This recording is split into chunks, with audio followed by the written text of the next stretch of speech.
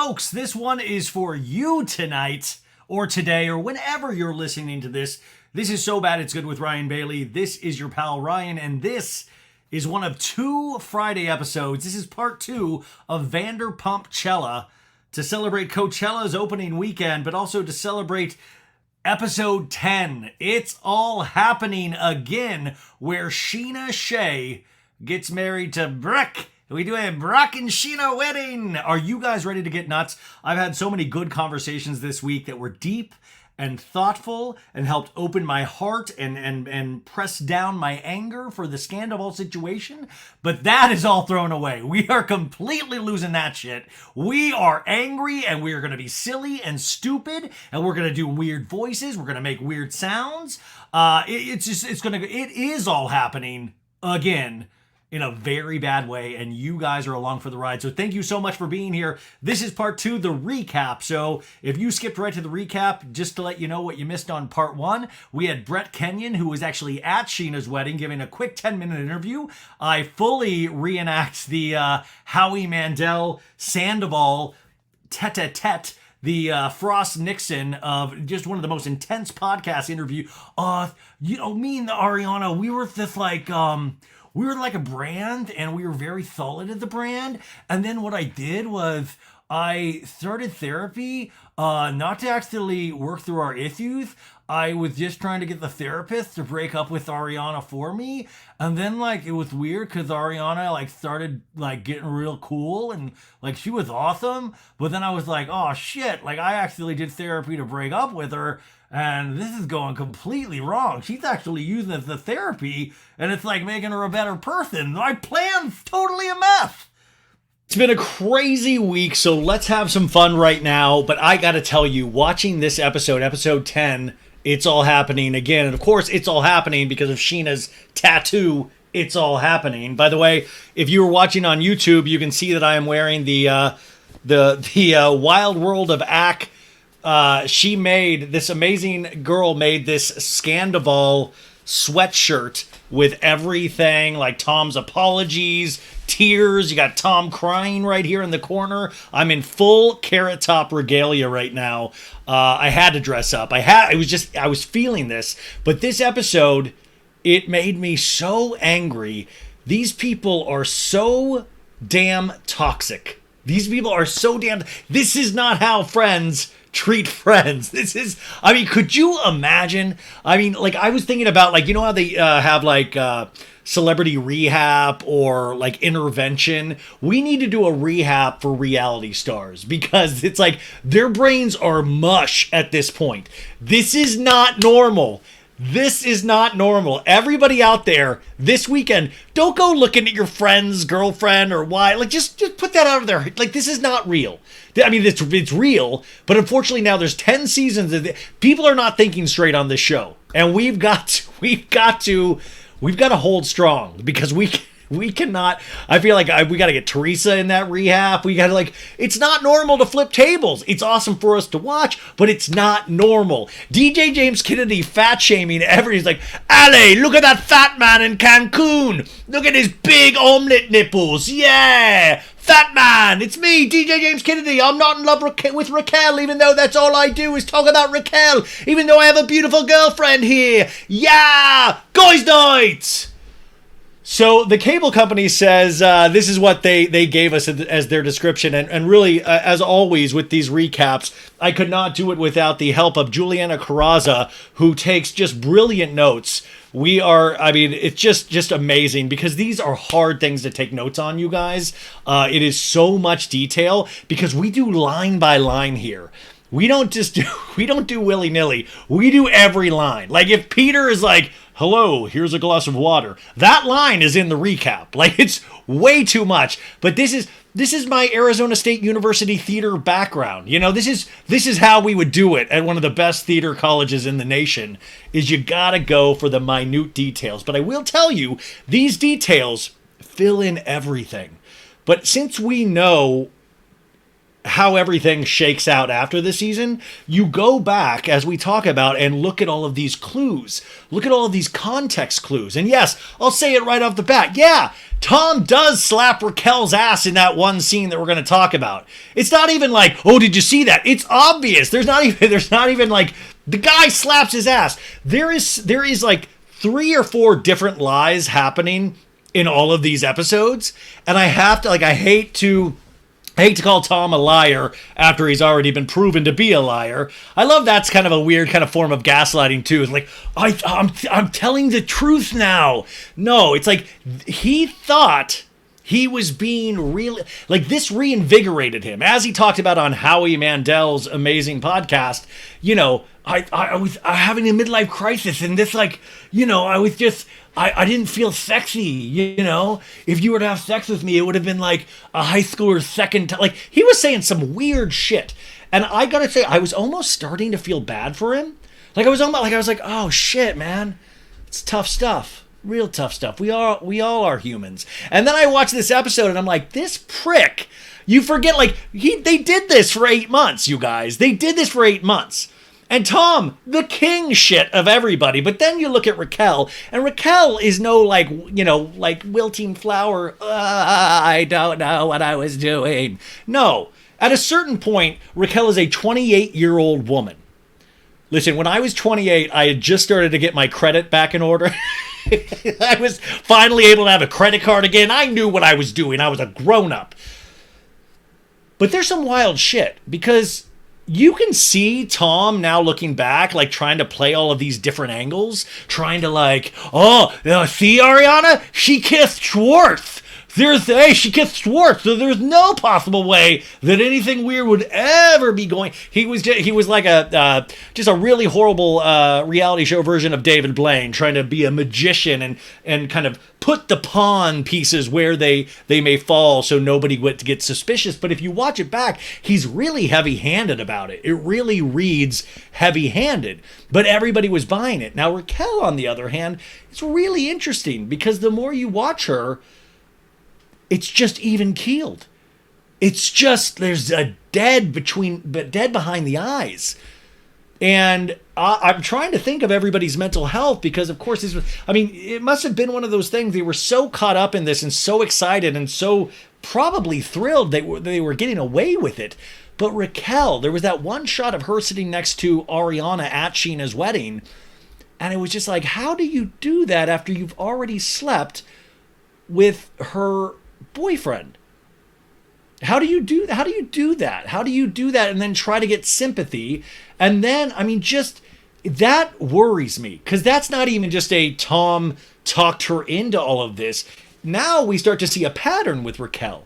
And as Brett said in the first part of these episodes today, and he was friends with Raquel, you know, is that there's definitely a codependency issue. But there's also this really weird issue that she seems to be very unfeeling.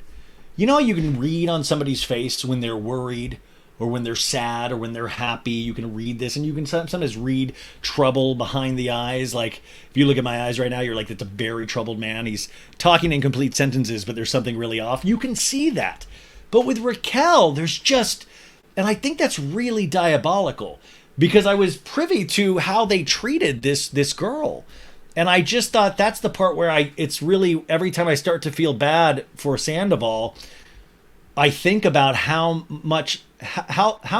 the lengths that they went through to fool Ariana and everybody around them.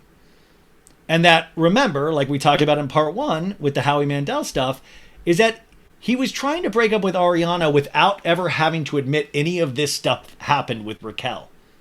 That was the initial goal. And it all fell apart.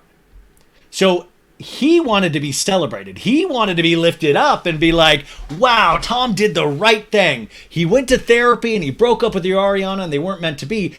But the whole time he was already in the like multi-month affair.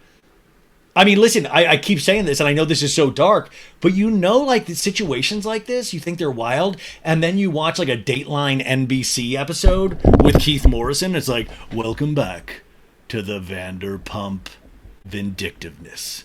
I'm Keith Morrison. Like, you know what I'm saying? Like, it just seemed like he was thinking like 30 steps ahead and they were all dumb, idiotic steps. And I just, like, thank God. But, like, that's how men end up making these stupid, idiotic decisions where people really, really get hurt, even physically. And I know that sounds crazy, but really think about that for a second. If he was going all this way to lie and to, like, try to put these pieces by, and I'm sorry, I don't know if Schwartz knew he was a pawn, but I think Schwartz was a pawn, period. I think there were certain, like, pushes. I really do. I think it's maybe Schwartz is not aware that he was, but it just doesn't make sense because if he wasn't a pawn, then Raquel was just this girl that all these guys were passing around like, hey, smell my fingers. You got a little, hey, Raquel's a little nice. She'll give you a little loving. Hey, how about that? No, Raquel's mine. I love her, fat man. But it's really scary, like, to think about. Anyways, Juliana Kraza kicks ass at taking notes. The description of this is Scheana and Brock marry in a lavish ceremony in Cancun. You know it's lavish when there's fire dancers, folks. James and Katie must sort through their feelings after their exes hook up with one another. By the way, that's a great description. I would have liked more of that in this episode. I was waiting for DJ James Kennedy and Katie to have a conversation just by themselves of like, what's going on, Schwartz, huh? You were married to that prick. He's now jamming his tongue down Raquel's throat. And like Katie of like, yeah, he's a loser. Like I was almost waiting for like James to be like, I guess we have to make out now. Katie, we've got to get back at Schwartz and Raquel. Then Lisa attempts to solve the Tom's problems, which, by the way, the fact that they let Lisa have a little scene with Greg, the Schwartz and Sandy's other manager or owner, it's cute, but it's like, this was not needed. And how much do you think Lisa regrets not going to Scheana's wedding now in Cancun, now that people are watching the show again in droves? Oh, I wish I could have been there. Kin, why didn't we go? I don't have a swimsuit. I can't fit into my swimsuit, Lisa. I didn't want to go. Oh, Ken, I could have took Nigga Lane. Nigga Lane, would you like to go to Scheana's wedding in Cancun? It looks magical. There's fire dancers. Yeah, take Nigga Lane, Lisa. I'm very tired. We're going to watch Hanky and Panky. Previously on Vanderpump Rules, we had that scene where Scheana's like, Brock and I are throwing an epic wedding in Mexico. Then we had to see Scheana on the catamaran from that last week where she's like, I just want to thank all of you for coming on this trip to celebrate me and Brock. Cheers to the next fun few days. Then we see Lala and Kristina Kelly walk into that first night's dinner. Remember, Kristina Kelly and Katie Maloney, Katie rescinded her invitation to the wedding of the century, the second wedding of the century. The first one was to Mike Shay. This is the second. So she rescinded that. But I also got to say, I want people, listen, I'm dumb as a rock. You guys know. But I need people out there to start using their minds. Like I always say, this is real, but it's a reality show. Katie did not have the choice to just not go. Listen, And by the way, thank God, because if you don't go to things, if you don't show up to things, then you have Summer House, where they don't even need a full cast anymore. People are like, come and go as you please. Yeah, you got a weekend event? We don't need you. Like, Summer House doesn't even require like 3 people to be in the Summer House anymore. Thank God Vanderpump Rules requires them to be there. So this is a storyline that is set up, but like, yeah, Katie's miserable. Katie doesn't want to be there either. But Katie's also filming a show called Vanderpump Rules. So it's not like, I mean, it's an easy thing to pick at, but it's just not a realistic thing to pick at. So Scheana's like, is Kristina just coming to wedding stuff now? I'm so confused. Then we see Raquel to Katie and Kristina. Remember when Raquel was going up to Katie's room because Scheana made her go up to say that they couldn't use the swim up bar? Scheana asked for me to come over and just let you know she doesn't expect you to be around there for all the wedding festivities. Also, guys, just a word of warning while we're early on in this episode. These voices aren't exactly theirs. They are my expression of how I feel they are. And at times, Raquel, Rachel, Rachella, Ratchet, whatever you want to call her, has a shaky voice. And if you're going to get upset about it, please turn this off now, okay? Okay, that's a deal. So then we have Brock to Lala on a scene like, Katie doesn't want to be here, and she feels like you're taking Katie's side to be here with Katie. And then we see Lala to Katie going, there's so many people in there. Like, do you think Scheana's even going to notice me? And then we have a scene where Raquel to Katie's like, I do like Schwartz a lot. Like, I wouldn't ever date him. Like, seriously, though. And Lala's like, if we want bodies laying everywhere, it's going to be you hooking up with Schwartz. And then Katie in the talking head going, I really value my friendship with Tom right now, and I want to remain friends. And it's like, Katie, no. Friend, no, friends are not good at this point. You do not want to be friends. And Katie had to learn the hard way, didn't she? Katie had to learn the hard way. They might be friends down the line, and they're always going to have love for each other. That's not going to go away. But this man, Tom Schwartz, was never able to fully man up. Yes, cute, yes, funny, smart, charming, all of that stuff. But he wasn't able to man up to be the man that Katie needed, period. In fact, next week we see her date a man that's 25 years old that's supposedly more of a man than a 40-year-old. That's amazing. And he looks like he has really nice eyebrows. At the wedding, we see a scene where Schwartz is like, Raquel, I can't make out with you. Are you seducing me? And then Katie continues in a talking head, goes, there's just one rule. Don't hook up with anyone in the friend group. And then we see that scene where we ended last week's episode where Brock's like, make out, Schwartz and Raquel, make out. And it's, by the way, this is the other thing I want to talk about too, is that there is that rumor that I think we talked about it last week, but I want to remind everybody, they were really trying to get that rumor going that something happened between Brock and Raquel. And while that would be fun, not to them, it would be fun because it's like a garbage kind of thing to do. I don't believe it to be true. Like I said, I don't put anything past anybody these days. But even in things like this, just watch. So Brock was literally, Raquel was Scheana and Brock's one of their BFFs that was always over, always hanging out with them. And so Brock was like, yeah, make out with Schwartz. He was trying to encourage this because he wanted them to make out. He thought it was fun. They didn't know about Sandoval and Raquel. And Brock wasn't like, that's my girl secretly, Raquel. No! He was like, make out, Schwartz. Kiss her. Take your big old armpit hair and just seduce her with it. And we see Schwartz and Raquel kiss. And kiss again. You guys, I was sitting to the left of my TV last week, and then I was sitting to the right. And when you sit to the right, you see a little bit more of that tongue. And it was just like, ugh, it's just not good. Because Schwartz seems all like pasty, and you can just smell like Coors Light just coming. I don't know if there's smell-o-vision on the screen or something. Just very puffy.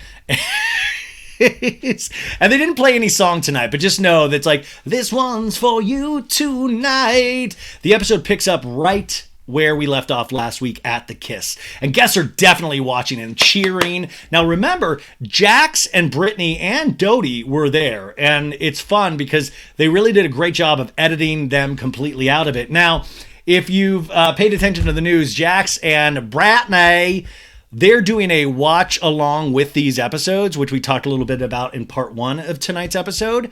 And thank you, Sandoval. You've brought Jax and Brittany back. Great job.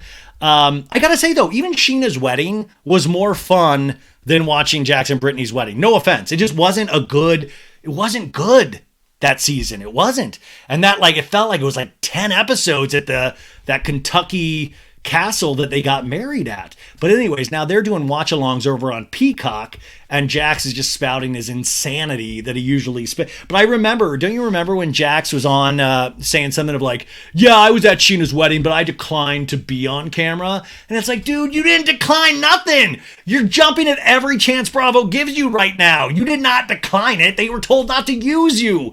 Like, just the lies, like, Candy Burris hands, the lies.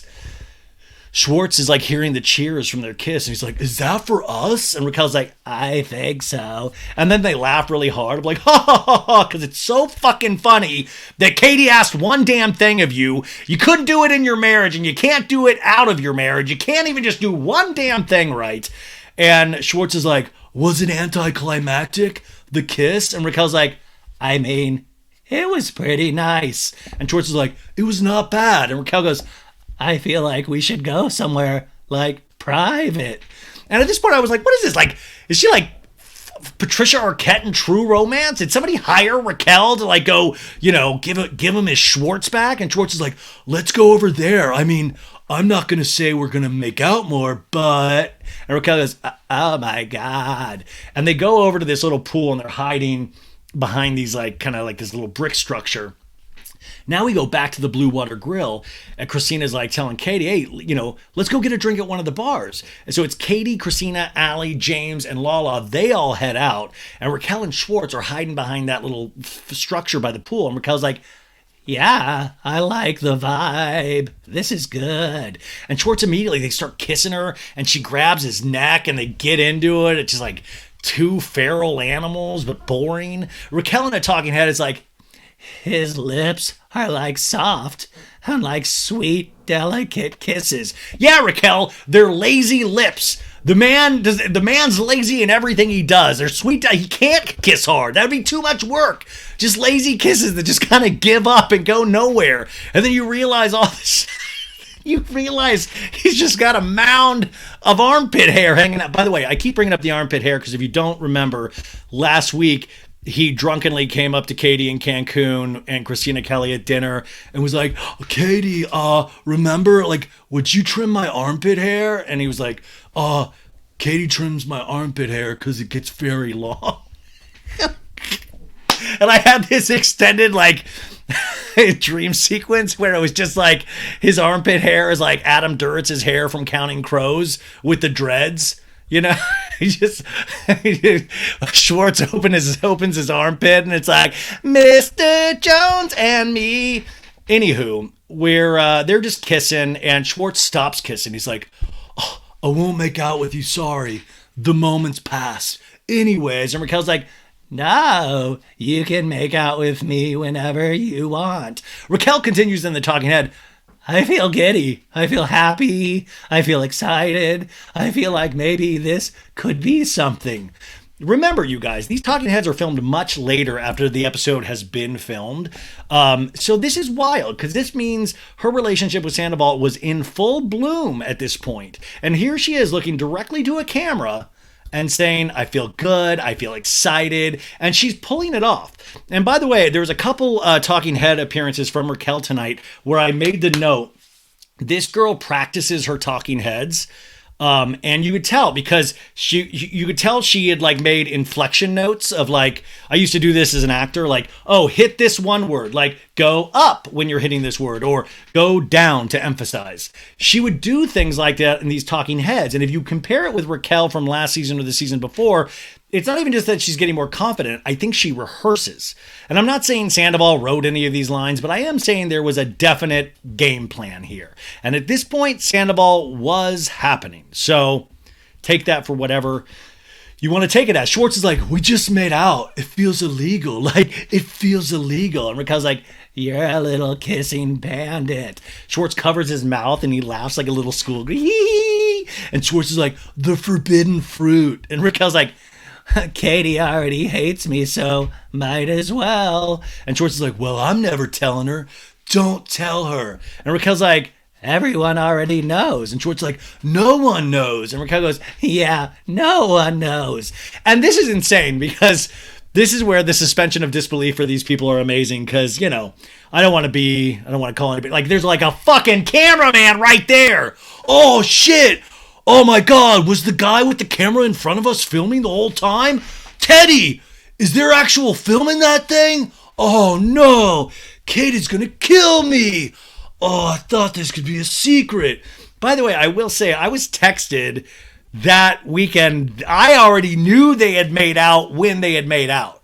But I had always heard that, like, this was kind of like a thing that they were shoved into doing. Like, I remember that phrase being used. And I always thought that was, like, production and stuff like that. And listen, this whole season, if Sandoval hadn't have happened, this was building to this moment. They had all of those scenes with Raquel, like, dumbly telling Katie multiple times after Katie said, Raquel, it hurts my feelings, I would rather you not. and we're still here at this moment. So it's all very weird. So Katie, Kristina, James, and Allie, they're all in Lala's room, and Allie's like, this room is insane. And James is like, wow, you have a mansion, Lala. And Kristina's like, welcome to Lala's apartment. And Lala's like, is it much bigger than your guys's? Oh, well, anyways, it's just me and little Lala in here. James is like, yeah, it's much bigger. And Katie's like, well, just a little bit. It's not that much bigger. And Lala's like, oh, Scheana's calling me right now, you guys. And James goes, pick it up, pick it up. And Lala puts the call on speaker. And she's like, hello. And Scheana's like, hey, can you hear me? And Lala's like, yeah, what's up, boo? Well, what happened to you tonight, Lala? And Lala's like, well, I went to dinner, then I came back to the room. Because remember, Lala was supposed to be there Lala was supposed to be at every function, but she begged off because she wants to be supportive of Katie, and she hates this Raquel, Rachel, Ratchet girl, hates her. And, but Scheana, being classic Scheana, like, I love Scheana because this girl keeps track. If you bail on, in fact, when Scheana did my podcast, like a month and a half ago before all this broke, she was telling us that Max, the old manager from TomTom that she got the Apple Watch for, he ghosted this wedding, didn't even tell her. That shit Scheana never forgets. So Scheana, she's the type of person that keeps track of everybody is at every event, period. And she'll call you out on it. She will not mince words. And Scheana's like, well, okay, anyways, Lala, we can talk about you not being there tomorrow. But I did see where you were sitting at dinner. Did you see Schwartz and Raquel make out? Because everyone was saying that it happened, and I didn't see that. Saying this on speakerphone. And we see faces of disbelief from Allie, James, hearing this, and Katie is just frowning. I mean, honestly, think about how insane this would be to hear. This is nightmare fuel, honestly. And James quietly signals to Lala, who saw? Because it's his girl, Raquel, and James. And Lala's like, Scheana, who are you hearing that from? And Sheena's like, okay, so I was talking to Clint, my friend, who I wanted to introduce you to, Lala. And I hear people cheer. And I was like, wait, what happened? Was there more entertainment besides the amazing flame dancers? And they were like, yeah, Schwartz and Raquel made out. And Lala goes, this is dirty to me. You have to find out if like that really happened. And she's like, okay, I'll find out. And Lala goes, okay, bye. And she's like, all right, bye. And James is like, bullshit. No, bullshit. And Kristina's like, no, she said she heard everyone cheering, and she said, what's everyone cheering at? And someone said, oh, Schwartz and Raquel just made out. And James is like, they finally made out, and they're finally gonna bump pee-pees tonight. Yay! Well done, Schwartz. Katie in a talking head goes, I feel like someone's punched me in the gut and then kicked me in the face. The people cheering Tom and Raquel on, not one of those people care about me. And Lala's like, okay, we're going to find out if this is for sure. And James is like, if the whole white party is cheering, like, obviously, I would start cheering too. And the camera jumps down to the white party. And Scheana's like, to Brock, did you see it? And Brock's like, how did you miss it, honey? Yeah, they were totally making out. And Lala's phone buzzes. And she's like, hold on, okay, it's Scheana. Okay, did they hook up? Did they make out? They kissed? And Brock's like, yes. And Scheana's like, Brock, did you see it? Yeah, we all saw it. And now Kristina Kelly has moved over to sit by Katie on the sofa, and she's holding her arm. And Lala's like, why are people cheering for that? And Brock's like, because they want to see Schwartz happy. And now Katie is holding her face in her hands. And Lala's like, Katie did nothing to that girl for her to do something like that. She is a disgusting swamp creature. I do have to say, I love when Lala gets verbose sometimes I just don't think Lala has a leg to stand on, but I do like when she uses her powers for good. I do like the verbal undressing she can give, and it's just very colorful language she uses, and I appreciate that. And Scheana's like, okay, no, we're not going there. We can talk tomorrow. I'm just bummed that you missed some special moments tonight. It's not about this moment. It's like, you missed a really nice dinner. You missed the broccoli salad was amazing, and you dismissed it. We can't get that back. And Katie's like, okay. She says bye, and then Katie goes, and there we have it. And everyone's quiet. And Lala's just looking at her phone and shaking her head. And I think if you have a feeling heart, if you have these things that they're feelings, when you feel for somebody and you know something is bad or sad, this is one of those moments that no matter what you think about Katie, no matter what you thought about their marriage, this is sad because I just kept thinking it all led to this. This one moment, one thing that she asked not to have happen, and especially on national television. And it was that thing where she thought she expressed herself clearly to all parties involved, right? To Schwartz, who assured her, there's nothing. You're an idiot, Katie. There's nothing ever going on. My tongue goes limp when I think about kissing Rocky Rachel. And then Rachel like, I will never do it again, Katie. All of these things. They always say to express yourself. She expressed herself and just nobody listened. And it's like that speeding train that you're like, okay, I did everything in my power to not have something that I know would completely hurt me happen. And then the train is moving so fast that you can't stop it and it just crashes. And it finally happened. And like, I feel like, and I don't know, I would like to talk to Katie about this, is that this was one of those moments that really refractures something, even a friendship in that moment. You know, it's like, okay, well, you've made it really easy to move on even further than I've already moved on from you. Now we go down to the pool and Schwartz is like to Raquel, let's go. And Raquel's like, act normal. Can you not? I mean, I love that. I love that. And Schwartz is like acting goofy. Back to Lala's room. And Katie's like, well, I'm going to bed. Katie in a talking head goes, I feel so much hate inside of me. I hate them both, but I hate Tom more. Raquel, like, fuck her. But Tom owes me more than this. And that's what I keep trying. And this season really enlightened me in a lot of ways, is that this season, has really shown that Tom just failed her again and again. And I hope Tom figures it out for whoever he wants to be with from this point. Because, by the way, just with his personality, his looks, and the opportunity he gets from this show, he has the opportunity to meet a lot of great women that he will do exactly the same thing to, you know?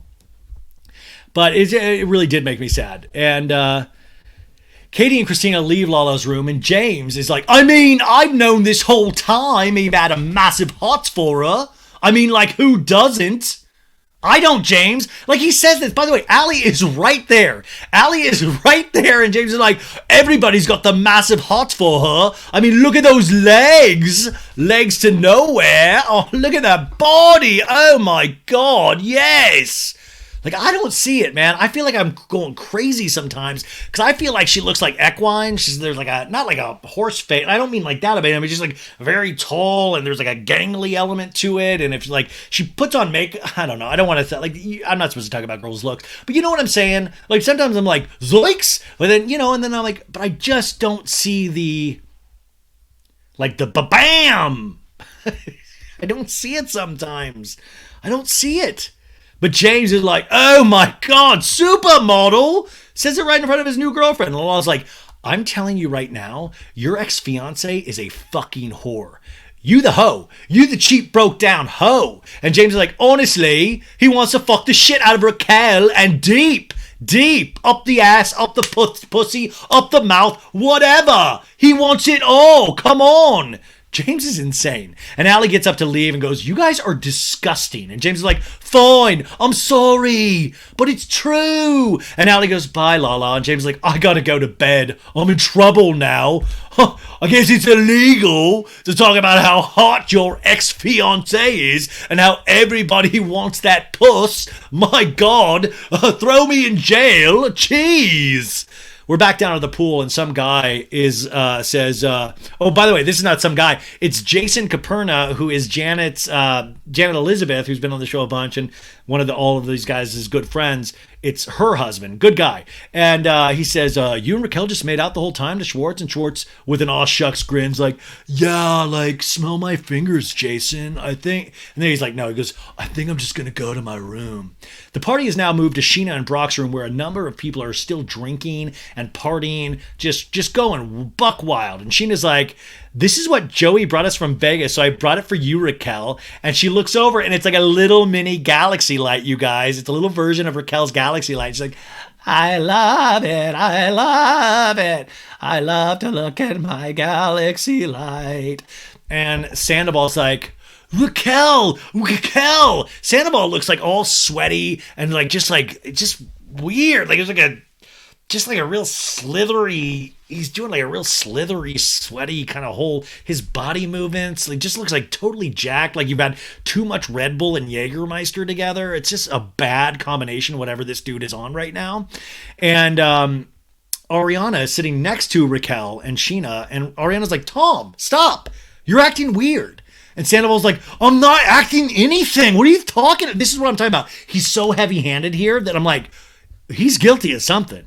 Like, looking back, you're like, why is he going this hard?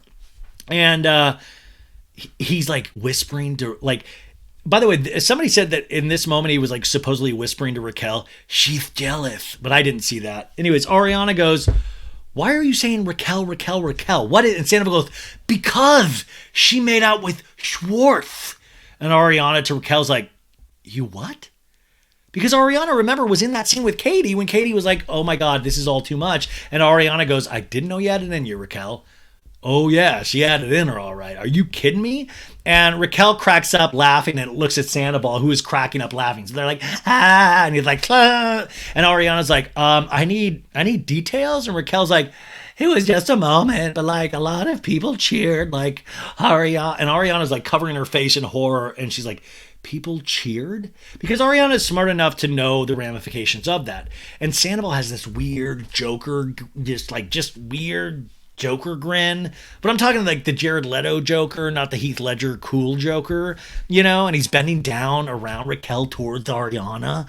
And it's like he's frothing. It's like there's like a rabid dog in there as well. It's just so weird. And this is where it's like weird. Like he slaps her ass. Like you can see it. He like slaps Raquel's butt, and she like, stop, like realizing it's in front of Ariana. It's such a weird moment. But Raquel goes, we just had a cute little moment. And he's like, I'm down to make out if you are. Ariana's face is in disbelief. She covers her mouth in shock. Ariana continues in a talking head. You know, Katie's on her side of the resort. James and Raquel, they seem cool. But now this happened. I feel like we're right back where we started, if not like 10 feet underground. And Ariana's like, where's Schwartz? And Sandoval's like, Schwartz is passed out, man. He's in his room passed out. Just farting it up, man. And cameras show up like his feet hanging over the edge of the bed. And we see the galaxy light floating in the room. You know, it's a funny thing that they cut to, but at the same time, it's completely ridiculous because we know that we know that the cameraman is in that room, you know? And then Sandoval is like, this is where it gets weird. It's like he's trying to prove all of these things because Sandoval goes, hey, Raquel, here's Schwartz's room key. Which, by the way, why the fuck does Sandoval have Schwartz's room key? Why is that even a thing? Why does...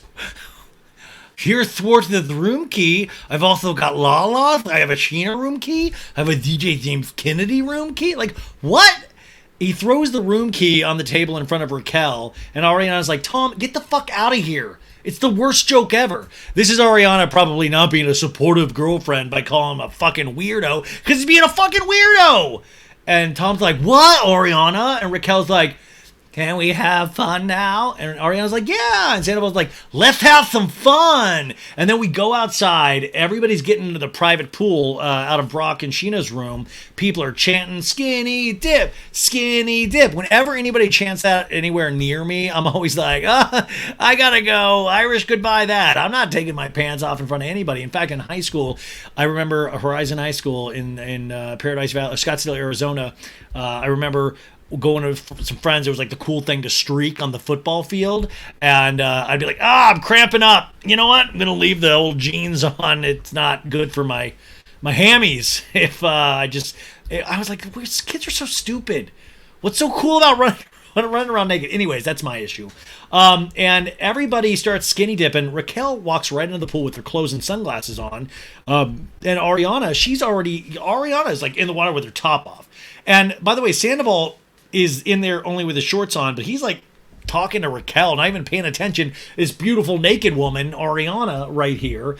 And everyone is just looking really rowdy. By the way, Tom's doing that thing that he loves to do where he's like popping and locking, like Electric 2, you know, breaking Oh, is that like Breaking 2 Electric Boogaloo? He's always just like, whoa, I'm doing weird things with my hands. And it's, everybody's having a good time. They're just being fun, crazy kids, as it were. But in complete contrast, the camera cuts to Katie's room, and it shows Katie and Kristina lying in bed under the covers, not speaking, with like deep thought, solemn looks on their faces. And Lala enters the room, and she's like, "Oh, I'm gonna get into bed." And Katie's like, "I just texted him. I said I hate you. The anger and hatred I feel for you is unlike anything you can imagine, and I'm never going to see you or talk to you again." Kristina shakes her head. At this point, I wish Kristina and Lala would take Katie's phone, because it's just like, this isn't representative of what Katie has so many legs to stand on. Like, don't do this shit.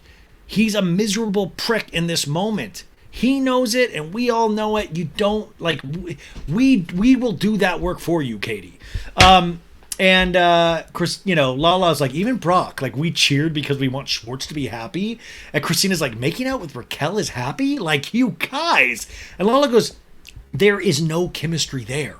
He wants nothing to do with her. And Kristina's like, no, but there are a million other girls out there. And Lala's like, well, it's just too close to home. And Katie goes, we just spent 12 years together, and we're trying to unpack this shit. Like, if you need to go out on some dates, hook up, have some sex, do it in a way maybe not in front of me. This is just me. I mean, I hope it was worth it. And they show Schwartz again passed out in his room with that galaxy light swirling. And the next morning at Dreams Natura Resort and Spa, we get a montage of everyone just waking up or still sleeping, including Sandoval and Ariana, who are in the same bed spooning. The other bed is untouched and made up, just for everybody keeping score at home. So that means they, guys, everybody want to say, oh, they weren't in a they were fully in a fucking relationship. Sorry to use the language. I know this is a family show, but if the kids are listening, I just taught you one of the coolest words ever. The F word. No, for real. Get out of your mom's car. She's listening to adult stories right now. But you know what I'm saying? They're in a flippin' relationship. He might not have been acting like it. He might not have been happy in it. But there were a lot of things that she was unaware of, and I hate to bury the lead, but guys lie. Guys lie, period, and we still get away with way more. Women will still allow us to get away with way more, and we lie all the time. All the time. And we still have more sympathy for men than we ever do women. But try to open up your mind to the fact that maybe Ariana didn't know that everything was... Maybe Ariana thought she was in a relationship for the rest of her life with Tom, and maybe it wasn't the best relationship in the world, but it was a relationship that she was in. And yeah, she was spooning Tom. And I just thought, people were like, oh, they had separate beds. It's like, the bed wasn't even you. She's in bed with Tom. So Katie and Kristina are going to have some breakfast, go chill by the pool. They show Schwartz in his room. He's looking at his phone. We see DJ James Kennedy and Allie on a float together in the private pool. Scheana, Raquel, and Sheena's sister Courtney are going to the resort spa. They're all going in there. They're waiting for Ariana. She's running a little late, per usual, Scheana says. And Sheena's like, I'm so tired. And Raquel's like, I'm so tired too. And Sheena's like, this is the best way to spend a tired morning. They put on their robes. And by the way, Scheana does strike me as that person of hey, we still got plans. No being lazy today. Get your ass out of bed and you come to the spa. I'm telling you, you do not cancel on Scheana. So, they're all getting these treatments and stuff. Ariana finally arrives and oh my God, I'm so tired. And Sheena's like, I know, I can't believe last night wasn't the wedding. And Courtney was like, I know, you were thriving. And Sheena's like, that's where I was so disappointed that Lala didn't come last night. I go, this was literally the biggest event of the entire trip and you didn't even come and say hi. And Raquel makes the face it's not a good look. Oh, is it not a good look? Raquel, Rachel, Rocky, Rachel, Ratchet, is it not a good look? You know what's not a great look? Making out with Schwartz, making out with Peter, having a 9-month affair with Sandoval. Those are all not great looks, but sure, yeah, Lala, not a great look either. Scheana in a talking head is like, before I knew Lala was going to be splitting her time between me and Katie on my wedding trip, she was planning on attending every event, and now, one by one, she's not coming to things. Honestly, at this point, I'm wondering if she's even going to show up to the wedding. By the way, you can also see in this scene Raquel underneath her eye with no makeup. Her skin just has this thing on her left eye. It's just discolored naturally. And that can be mistaken as a black eye. But I think we've all seen pictures, but you can see it in this scene if you want to look at it. And Scheana's like, I called to tell her I was disappointed in her. And I said, by the way, did you see Schwartz and Raquel make out? And Raquel's like, oh, thanks. And Raquel goes, oh, yeah. And Ariana covers and scrunches her face in pain and from her hangover and Raquel's actions. And Courtney, Scheana's sister, is like, Schwartz is not who I imagined to be your wedding date. And Scheana's like, do I need to switch Joey and Schwartz now? Joey's the guy she's going to be walking down the aisle with. And Raquel's like, no, I was even thinking, what if I walk down the aisle with Schwartz instead of Joey? And Scheana goes, I mean, okay, I'm okay with that. Now, this is very funny because at the end of the day, Scheana likes Raquel and all that stuff, but also Scheana does not like what Katie did with her wedding. So there is an element of fuck Katie. There just is. There really is.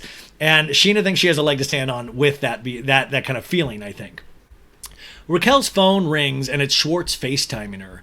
And Raquel's like, hey, I wanted to ask you something. And Schwartz is like, what's up? What are your thoughts about walking with me down the aisle? And Schwartz is like, yeah, I would love to walk down the aisle with you. And Ariana's listening in disbelief. And Raquel's like, okay, we'll talk later. And Schwartz is like, we'll talk later. And Courtney goes, hopefully Katie doesn't have dinner reservations with a good view.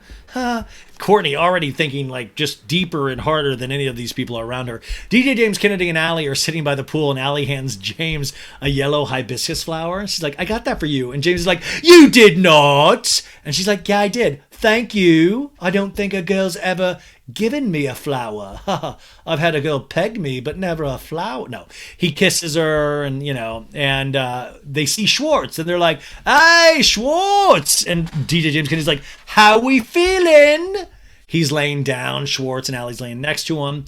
And Schwartz comes out by the pool. He's like, hi, can I hang out with you guys? No one will hang out with me. Oh, shucks. You don't have to get up and give me a hug. No one will hang out with me. Oh. And Allie goes, why? And Schwartz goes, I don't know. Everyone's like sleeping or hungover or busy. What did I miss last night? And James is like, you're kidding me. I heard you made out with Raquel last night. And Schwartz is like, what? No, I did not. You didn't. All right, I did. Here's the thing. Can I explain? Sure. And you can see G.J. James Kennedy's face gets all serious. Sure. And I'm like, James, dude, your girlfriend's right there again. Every time G.J. James Kennedy gets insanely jealous, his girlfriend's right next to him. It is so cringy. And Schwartz goes, okay, me and Raquel, we don't have a thing. There's no sexual. And James is like, if you say you guys don't have a thing again, it's kind of offensive, but go on. Can I explain? Go on. So it was like, Katie forbid me to make out with her, which is like strange. Like, I'm an old man. This is such middle school bullshit. I'm like, oh my God. Is it Schwartz? Is it middle school bullshit? Is it the one request from Katie middle school bullshit? But his behavior is middle school bullshit. It's like wild. And I'm also now going like, what middle school did he go to? One of the probably weirder middle schools that I've ever been to in his life. If this is the kind of like, what is middle school? His behavior is middle school bullshit. And, like for some reason, James, then it felt like oh man, oh shucks, don't be mad at me, please. Oh man, Allie, what are we gonna do with this guy? He's just trying to save his ass as much as he can here, and he can't do it. Oh shucks, man, I don't know. I just don't. It wasn't anything sexual, you know?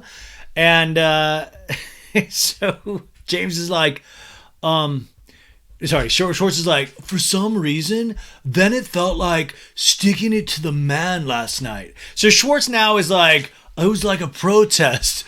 It was like a sexual protest against Katie. Like, I love, like, man, we just make up the stupidest we're so stupid. We're so stupid. Like, you felt like it was sticking to the... Just admit, I wanted to put my tongue down a girl's throat, and it felt weirdly dangerous and erotic to do, like, something so fucking hurtful to somebody that I supposedly love. That's it. That's the truth that you can't say. It's not like it's so weird. And by the way, then you have James, who's also another weirdo, and he's like, so, you had to make out with Raquel to make you happy? And, Schwartz like, I don't know. It's like, I've been like a sad fucking sack of a human being for like 6 months. And like, I guess it temporarily did make me happy. Katie's livid with me though. Once again, like, feel bad for me, everybody. My name is Schwartz, and I want you to feel bad for me. I'm gonna do bad things to people I say I love. But at the end of the day, I'm gonna shucks my way out of it. 'Cause I'm Schwartz, shucks. Schwartz, shucks. I don't care about nobody's feelings but mine. Shut up, fat fuck. I kept waiting for Schwartz to call him a fat fuck. You fat fuck. And Schwartz in a talking head goes, you know The Princess and the Toad? Well, you know the past year, that divorce, I've never felt less sexy or undesirable. I also love, because Sandoval said the same thing in the Howie Mandel interview, where he's like, I just felt like not very sexy and desired. And I'm like, oh my God, I've never felt sexy or desired in my life. It's okay though. Like, where the fuck are you? What are you, a swimsuit model, Schwartz? I've never felt less sex. So you're telling me before then, you're like, I've always felt super sexy. Like, who are you? You've never, what are you? A romantic lead? Like, what are you, felt sexy? My God, man up. I've never felt, you made Katie not feel sexy. The girls are the ones that's supposed to be made to feel sexy or like, right? Desired? I'm losing my mind. You're going to see me pop a vein or an artery before the end of this season. It's crazy. He's like, then along comes Raquel, and like, she's got like pageant history. She's like she's a total princess. And I thought the kiss would like snap me out of it. And you know what? And the producer and the talking head's like, did it? He's like, yeah, honestly, I think it did. Call me Prince Charming. Oh, good. Do you feel sexy again? Do you feel desired? You pasty little... Are you... I'm like, tear something up right now. James is like, I'm not picking sides, but let's be real. Like, Katie's a hard nut, and she means business, and you're probably dead to her right now. And Schwartz is like, yeah. Is it warranted? You guys be objective. She divorced me. She divorced you because you... And James is like, dude, that's my ex-fiance. Like, and Schwartz is like, I know, no disrespect. And Schwartz touches James' leg and James pulls it away. And Schwartz is like, come on, don't do that. Please, baby, please don't. And James is like, you don't need to put your fucking hand on my leg, Schwartz. And Schwartz is like, what? Don't be like that, James. I'm not doing anything, man. I know, but don't do that. Come on, man. I didn't do anything. I asked you to take your hand off my leg. You're the one who had your tongue down my ex-fiance's throat last night at the white party. And Schwartz is like, it was a platonic kiss.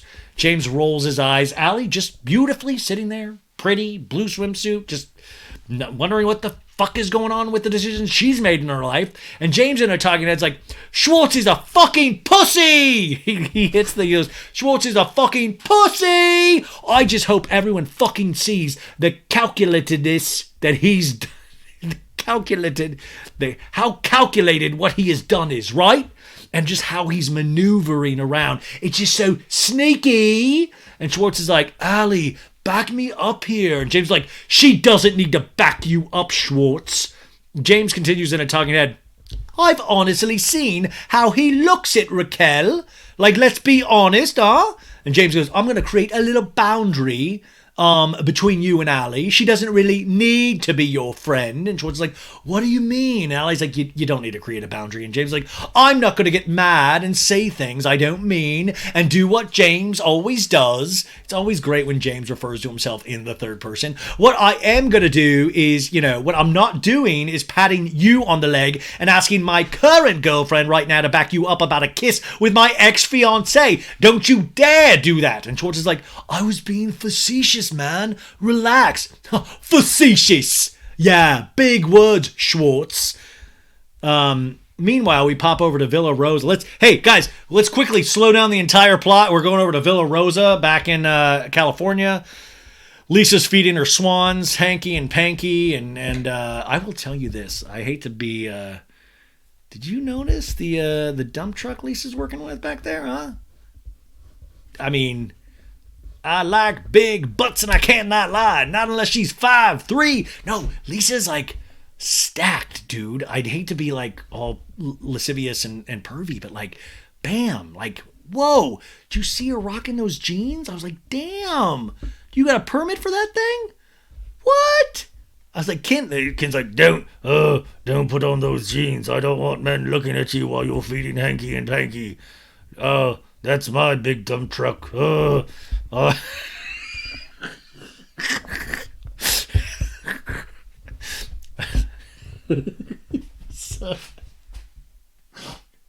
that's so, that's okay. Can behave. That's my. Oh, I like that cushion for the pushing. Yeah. Oh, sorry. Sorry. Craig the owner. Craig the owner of Schwartz and Sandy's. He pulls up in a Porsche. I was like, damn, Greg, what? And Lisa's like, hi. And Greg is like, hi, Lisa. Hi. He goes, hi, Lisa. This is beautiful, very beautiful up here. And thank you for having me up. Greets him with a kiss. He's like, thank you. Nice to see you, Greg. And Greg's like, nice to see you too. This is for you, just to say thank you for having me come to your home. And hands her a bottle of rosé.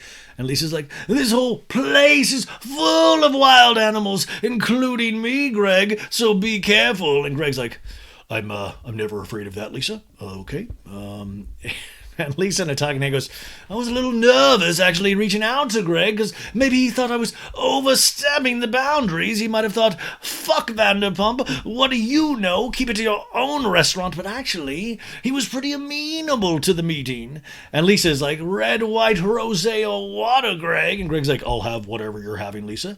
Lisa continues in a talking head, this guy has to know what he's doing, but does he know what he's doing with Tom and Tom? There's the question. What if Greg and Lisa are like a hot and heavy affair too? Like we have like a Vanderpump of all, or yeah, whatever the name would be. But like, what if like Greg and like, Greg, take me, please, be all gruff with me. So Greg's like, oh, thank you. Lisa goes, so I really wanted to see you, and are you ready to open on the 31st? And Greg's like, no. And Lisa's like, oh, what are you talking about? And Greg's like, they're not ready. And Lisa puts her hands to her face, and Greg's like, we're still working on the menu. We're finalizing the menu this week. I still don't have a drink menu. They've given me a list of drinks, but there's no bar menu. And we flash back to Brett, like, talking about the drinks, put them in the point of sale system. And Greg's like, there's no bar Bible. There's no procedures. There's no training. There's none of that. My role was to teach them and to mentor them and to explain them how this business is, but they haven't listened to a single thing I've told them. I get that, Greg, I do, but all I can say to you is that they do bring something unique, and I do think if it gets open, it will be a fun experience. You know what a fun experience is? Medieval times. That's a fun experience. It's a fun dining experience. Schwartz and Sandy's isn't medieval times. I've been there. It's, it's not fun. I mean, it's fine. It's fine. It's fine. Not fun. It's fine. And Greg's like, well, they're definitely fun guys. And Lisa goes, well, that's what they bring. Lisa in a talking head goes, why we wanted Tom and Tom to be partners. We thought they bring their craziness, their excitement, their energy, their loose morals, how they'll totally throw anybody they love under a bus.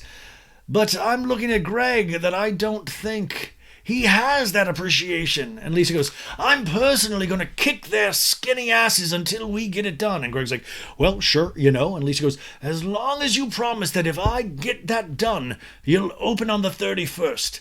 What the fuck? Like, Lisa, what do you mean you're going to get it done? What are you going to put them through are we going to do a stupid training montage of this is how you clean a bathroom, and this is how you put things into a point of sale system? Greg goes, well, that's not entirely, I can't make you that promise, Lisa. Well, open it whether it's right or wrong. And Greg's like, you're asking me to promise something that I can't promise because I don't know.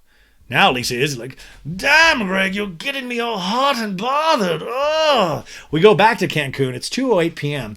This Sandoval, he's still in his room sleeping at 2:08. Schwartz is bringing drinks into Sandoval's room, and Schwartz whispers, Tom, hey, I made you this. It's a jalapeno colada. You ever have one? And Sandoval's like, yuff. And Schwartz is like, I know you hate this, but you gotta get up.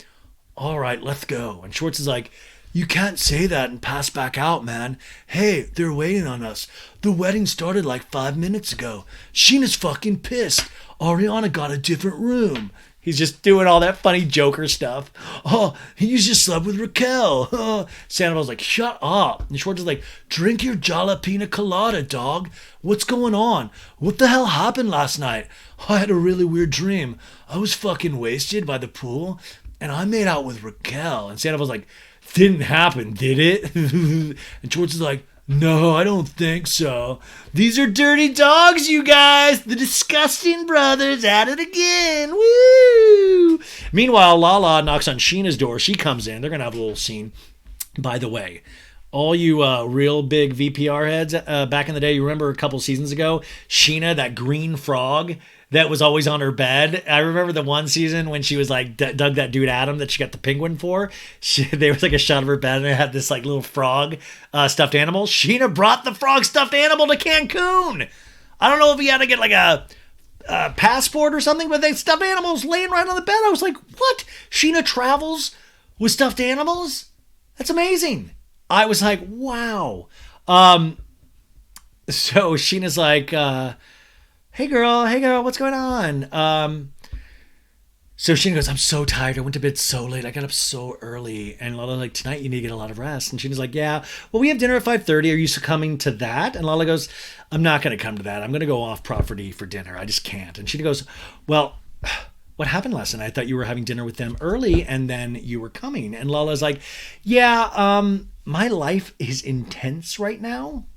Which, by the way, we really wouldn't know because she hasn't really been able to share a lot of it. So, unless you're talking about the dawn being intense. And Lala goes, I want to surround myself with women wanting to rally around and support each other and build each other up. And Raquel reminds me of the girls who would go and be with Randall, the dirtiness of it. And Sheena's like, I don't think so. And Lala goes, no, 100%. And no one can convince me otherwise. And that's why Katie... Well, but no, so no one convinced me otherwise. Now, Lala, completely right. She nailed it. The one thing that I don't think is being talked about enough, and I wish Lala would at some point, even if it's years down the line, kind of start to open up to the possibility, is that Lala was this girl. Years and years ago. Do you remember when Lala first was on Vanderpump Rules? Remember how the girls hated her? Remember how she was going to yacht parties for rich people, and she was telling Lisa about that because Lisa was like, I hear the girls saying that you're doing things to rich men. Remember all of that? Are we just gonna forget, rewrite history? I mean, I'm not saying it's bad or something, but I do think that Lala knows this behavior because Lala exhibited some of that behavior when she was in her early 20s and kind of figuring out her life. And I think she, and also I think then she saw Randall was after girls like that. And she was one of those girls. And I think Lala has changed a lot. But I think Lala can see, and especially because that's the people that Randall kept hooking up with, even when he was with Lala. But I just feel there's no, it's just bitch, I know it's true because that's how I used to be. Like, I know it's true. But Lala is completely right about Raquel at this point. Lala in a talking head goes, there's a certain caliber of a chick when they just don't think about anybody but their insecure selves. And you think about the psychology of that when it comes to Raquel, of just like, Raquel thinks she's like fighting to stay alive or afloat, and her floaties are just dudes. You know, any dude is going to be her life preserver. And she can't save herself. She can't be alone. She can't, the psychology of Raquel, which by the way, people have sent me that rumor that Raquel is potentially in rehab now, but not for drugs or alcohol, but maybe codependency. Who knows? I don't know. It's smart. She's made some wildly bad decisions. And like I said, there's a lack of empathy that is awe-inspiring to people that are evil. They're like, wow, that's really evil. That's really... And I would just question what she was going through because it didn't look like she was nervous at all in any of these scenes that we've seen. Lala goes, it just takes me back, Scheana, to a place of just feeling so disrespected. And she starts to tear up. Like, I feel for her so much right now, talking about Katie. Lala continues in a talking head, Raquel has made Katie feel the way some of these bitches made me feel that were after Randall. I'm triggered because you fucked with someone that I love. And this is where you do need somebody like Lala in your corner. And Sheena's like, it's not her vacation. It's my wedding. And Lala goes, no. That's where you're getting it twisted. Everyone outside of this has other things going on. Your wedding is the most important to you. It's not the most important thing to everyone here. And I just thought too, like, imagine this friend circle if there was some sort of law that nobody could make money off of each other. You know, I would love to see how it shook out with like who would be friends with who. Like even in the Sandoval stuff, everybody's making money off of each other. Everybody's, you know, that's the point. But it's like, that's what they have to do. They're on reality TV. This is an opportunity, but it kind of makes everything just a little bit more seedy around it, you know? And Scheana in a talking head's like, I think I've been a pretty chill bride, so I don't think it's too much to ask for Lala to spend the next 3 days making it about me. And Lala goes, we all have shit going on. Yeah, this is your wedding and it's happening tomorrow and we will all be there to support you. And Sheena's like, I need to get ready like in 10 minutes. And Lala goes, imagine you separating and having someone hooking your ex up with someone in the friend group. And Scheana goes, we're going to agree to disagree on that. And Lala goes, it was gross. I love you. Bye. We're back to Sandoval's room, and Schwartz is like, oh shit, Lisa's calling me. I gotta fix my hair. Oh my god, how's it going? Oh no, look at my armpit hair, it's everywhere. And Lisa's like, hello. And Schwartz is like, what's up? Listen, I don't want to worry you, but I just want to tell you that Greg was at my house and I just sat down with him on my big old butt, and there's no way this place is gonna open. This isn't me, this is him by the end of the month. But the guys haven't indicated much to me. They still haven't provided me a drink menu, he says. Sandoval in a talking head's like, one of the things Schwartz and I were really looking forward to opening up Schwartz and Thandies was being able to make our own decisions without being under Lisa Vanderpump. Juliana Carrazzo, who took the notes, put in her own note here saying, you know, it's not Lisa's fault that these chumps are floundering. She was never obligated to teach them how to start this bar. They went off and ventured on their own. I do think it's not Lisa's fault, but I do think the smart thing would have been if you're going to ask two people to put their name on one of your bars that you made a lot of money, that you actually do them a solid, and if they want to learn the business, to learn it under you. And I don't know if that opportunity was provided. That's why I find it so silly, though, when Lisa's saying these things, when Lisa's had these people under her. These people, like, well, not Schwartz, but Sandoval was a bartender for her.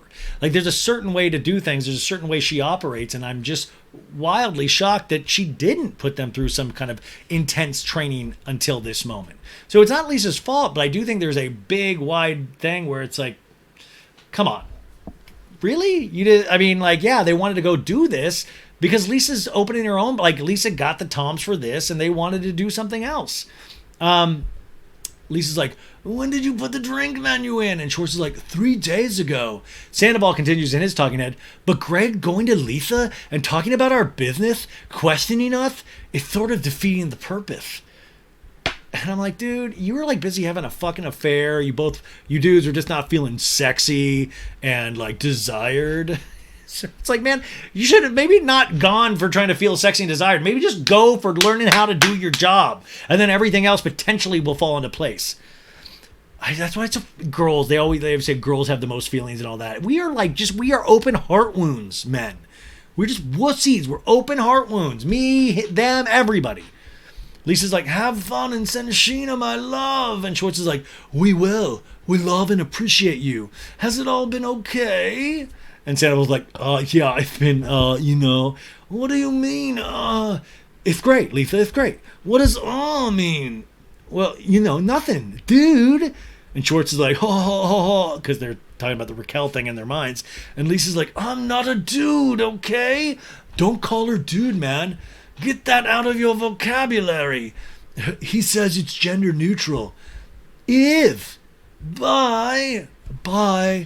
Now it's evening, and we're going around to everyone's room, seeing them get ready, and eventually they meet in the area planned for dinner. James jumps on the bed. He checks him out shirtless in the mirror. It's a little bit of a Christian Bale, American Psycho moment. Look at these rock-hard abs. I'm not a fat fuck. Guys' night. Now, they're going down to Hibachi Grill for dinner. Beautiful. It's very hot, so why not get in front of an open flame?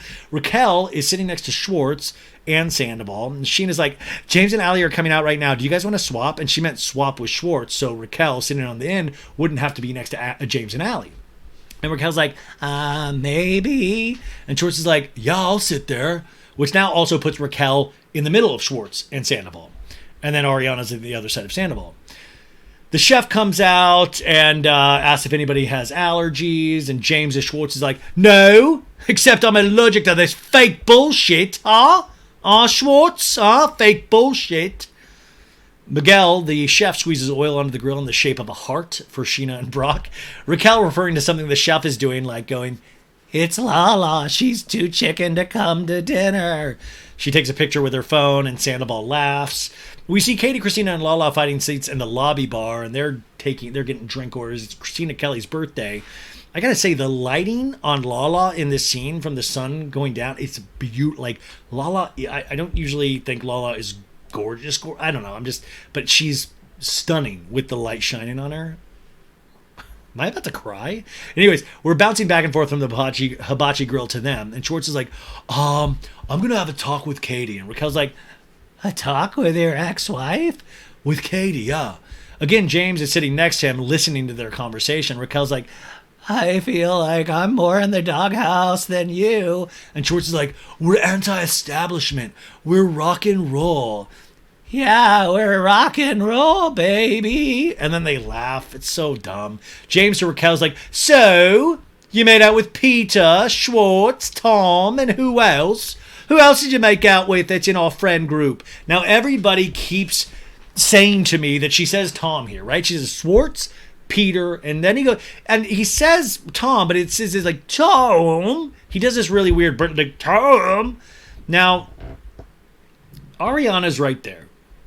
This was not, I don't know if this was a slip of James. I don't know if Allie had seen Tom and Raquel at this point at the Abbey, which I think you're going to hear about in the next couple of episodes. I don't know. I don't know what the answer is to tell you folks, and I know I was trying to find out, but I don't think, unless he was being facetious, but James is like, James thinks everybody wants Raquel, so I don't know if he was just throwing, I don't know. There might be another Tom. I'm not sure, but I did hear it. You're not crazy. But I don't believe this was open in any sort of way. And Sandoval and Ariana are right there next to Schwartz and Raquel. So I don't think this was... I'm confused. I'm sure we'll find out. I'll try to figure it out. And she's like, I'm just trying to live a little. Live a little, yeah, but can't you find your own, people? It had to be Schwartz and Peter and just all these people. These are the people that are around me in my life. It is weird. Raquel doesn't seem to have anybody that's in her life that wasn't a part of this show. And it just made me wonder, who was in Raquel's life when it was just DJ James Kennedy and everybody hated DJ James Kennedy? Who were they hanging out with? Who were their friends? And why are none of these friends around, for Raquel? It makes me so confused. And James is like, I think you're a little bit lost. It also has nothing to do with me. It's just funny every time I turn around. You're having a conversation in this corner. Obvious, there's chemistry. Stop fucking lying to yourself, mate. Have a little fucking balls, Schwartz. If there was, I would man up and say that. Well, you should man up. Fuck her, man. Use your balls. Let's get into the P&V. Come on. You want to see her nakies. Yeah. And Schwartz is like, we trust each other. Have we had one romantic moment? Have we ever had one romantic before? And Raquel's like, it's been like very flirty. It's been very flirty. Raquel and I talking, and goes, I feel there was chemistry between us. So now that he's just minimizing it and giving me high fives, it's a little like heartbreaking. Is it, Raquel? Is it? James is like, but I just have to say one thing. Like, I just know you're making out with guys in our group after we've been engaged and we're together for 5 years. I know, James. We were engaged and together for 5 years. And then the next 3 weeks, you have a girlfriend. Allie, right there again. Right there. Cut to Allie, rolling her eyes. And James like, totally. I'm more in love than I've ever been in my whole life. Look at her. She's gorgeous. And Raquel's like mocking, swooning. And James is like, I don't think I ever was in love with you. Yeah, I don't think I ever was. I thank God we never got married. 'Cause you're horrible. And Raquel goes, thank fucking God. Thank fucking God. And James is like, 'cause now I'm so much in love. Such a child. Allie's like, hey, I'm just going to go say goodbye to Lala and Kristina. They're just in the lobby. They're about to leave for dinner. I'm just going to say bye real quick. And I'm like, run, girl, run. Get out of there. And James is like, don't let them kidnap you, love. How does he think this is like right? Are you kidding me? Allie and I talking, and I goes, James definitely needs to work on reading the room a little bit. James is illiterate. James can't read James is Stevie Wonder. James can't, like, he's just fucking braille. Like, he can't do anything. Allie goes, I'm just really ready for any drama around Raquel to be over. I'm bored. And I'm like, buckle in, Allie. It's going to get a lot worse. Allie pops over to the table in the lobby, and Lala goes, how was dinner? And Allie was like, it was good once we sat down, had a drink, accepted the situation for what it was. I mean, I love that Allie's like, well, I'm just going to die here probably. I made some real bad decisions, potentially, with who I've dated. Like, Allie seems really on point. I know D. James Kennedy is, like, really good looking, and he's funny and charming, but, like, there's a lot there. There's, like, a lot. He's really funny, but you know what I'm saying? We bounce back to the bocce, and Schwartz and James, they both are so sweaty, you guys. Just being in front of that open flame. And we see DJ James Kennedy, like, throwing back a bottle of water. And Scheana's like, we're going to do a quick run through so we know who's walking with who, timing and whatnot. And I just want everyone to have an early night. So, and Ariana's like, let's get a good night's sleep so we look good tomorrow. And Lala's like, back to that, goes, how is it? Was the table long around the hibachi? And Allie's like, yeah, it was Raquel, Tom, James. James now arrives carrying a plate. I brought you food because you didn't eat dinner. It's a little steak, shrimp, and rice. You want to taste? And Lala's like, can I have one piece? What's the big deal with the cave? Let's go. And Allie's like, you're down to go? And yeah, let's go. And Lala goes, Katie, Sandoval's now at the bar. I think we need to get in the car because Schwartz is coming. Let's go. They all hightail it out of there, and Schwartz yells, Katie! He must have like some armpit hair that needs cut. Lala lags behind and goes, hey, Schwartzy? She's very, very upset. And Schwartz is like, still? It's been like 8 hours. What? No, man. Oh, she's overreacting again. Katie's goes, he's fucked up so many times. He's fucked up for the last fucking time. And Kristina's like, yeah, he bolted. And Lala goes, I know. And Katie's like, he looks like a sweaty pig right now. And Lala's like, you look snatched, girl. She hugs Katie, and Katie goes, let's get the fuck out of here. We just see Schwartz hightailing it, armpit hair flying everywhere. Lala, Katie, and the crew arrive at this club named Alush, which is a cave. It looks really cool, but it looks like it potentially smells weird. Because those caves, man, it looks cool on camera, but then you're there and you're like, this is kind of weird smell. You can just tell it might smell weird. But it's like music, dining, looks like beautiful drinks. Allie goes, James, you look so good with 2 girls on your arms. Welcome to girls' night. Because James is leading the women down the stairs. And Lala's like, James is good at that. They get seated at the table in this cozy little corner. And they're all like, ooh, oh my God. And James is like, this is perfect. And Katie's like, wow. And Allie's like, I feel like Lala should be at the head of the table for some reason. And Katie's like, we're in a cave. And they're ordering drinks. And James is like, the hibachi dinner, it was like literally a quadruple date. And Katie's like, oh, now Tom and Raquel are dating. I'm pretty sure, like, Raquel has the hots for him. She's trying to do something. And Katie goes, I want to light them both on fucking fire. You, dude, I'm telling you. you give Katie like a book of matches, it's over, dude. It's over. Like, this girl fires. Fire. Like, fire starter, man. And Katie's like, yeah, I want to light them both on fucking fire. And Lala goes, I have chills. And James is like, same. Also, like, James is like, yeah, maybe you should light them on fire, huh? He's, come on, huh? Oh, look, I accidentally felt a book of lighter matches, huh? Katie goes, what he did crossed every fucking line. There's no coming back from this. I've set them both down. Tears in my eyes. We get a flashback to the wine and charcuterie with Ariana and Raquel, where Raquel's like, I literally, Katie, point blank asked Schwartz if he wanted to make out. He like completely turned it down. He's respecting your boundaries. And Katie goes, okay, but you're not. Which, by the way, I love that Raquel finally wore Schwartz. Like, yes, he was respecting your boundaries. He finally isn't. And then we see a flashback when it's Schwartz and Sandy's family night where Schwartz is like, that Raquel thing is not a thing, Katie. And Katie's like, I know nothing happened. This is a situation that would change that for me. For me, that makes me feel uncomfortable. Saying in very black and white English so Schwartz could understand, I understand that nothing happened, but if it did, it would change things for me. So Katie goes, please, guys, just one fucking request. You fucking drunk imbeciles. And Lala's like, yeah. James is like, 100. The food gets served, and James is like, gracias. Gracias. Lala's like, oh my God, it looks so good. And James is like, I got to get some beauty sleep tonight. And Kristina's like, you guys have a big day tomorrow. What are you wearing to the wedding? And Lala's like, do you think it's too informal to like wear a little suit jacket over my shoulders and shorts? And Katie's like, are you going to melt though? It's hot. And Lala's like, you know the weather was like this because the Don was here last week. And he was like, it's so hot. And James is like, who's the Don? And Katie's like, wait, you haven't heard about the Don? The Don Perignon?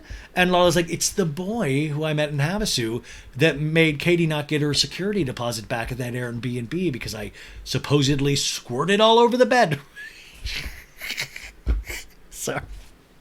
Remember when she told Katie, the bed is soaped. I'm like, jeez. The bed. We're going to have to... Katie, you want to set fire to something, you got to set fire to this house. It is not going to be able to be used ever again. The Don. Yeah, it's me, little Lala. I miss the Don. He made me feel things in my... You guys remember Little Lala is the voice I do for Lala's private parts. I'm Little Lala, and I love the Don. I had to learn to swim. The Don almost drowned me. Woo! We're just having a good time, folks. We get a flashback to the Don over in Havasu where Lala's like, do you have a bee in your ear? And the Don's like, yeah, and a honeycomb. And Lala's like, yeah? Hot, good for you. And the Don's like, is there a lot of honey dripping over there? And Lala goes, oh my God. And supposedly this was like super sexy to Lala and the Don, but like it really severely grossed me out. You know, it was like I started walking out of my room and it was like, I knew it was on TV. I was like, oh, I can't be here. Lala goes, and I had sex for the first time in a really long time. I told him the dick's got me discombobulated right now. And Katie's like, not discombobulated, dick combobulated. High five up top. And James is like, oh, you did not. Back at the Dreams Natura, Scheana and her bridesmaids are in her room hanging out. And poor little Rachel is snuggled in Ariana's arm, sleeping. No shit. Just Ariana's like, yeah, girl, have a sleep. You got to get some rest because you're going to fuck my new boyfriend tomorrow when she disappears from the wedding. So gross, dude. Ariana's like, well, I still haven't seen your dress, Scheana. Does Brock know what it looks like? And Scheana goes, no, he has no idea. By the way, Nikki and Jamie Lynn are there, who's been on the show. They all ooh and all at the dress picture. And Sheena's like, so I've been wearing my wedding band for a while now because we've been married for a while now. And Raquel's like, wait, what? And Ariana's like, Scheana. And Jamie's like, I knew it. Scheana and a talking head goes, I'm like such an open book. It was so hard not to tell everyone, especially because like I'm so happy.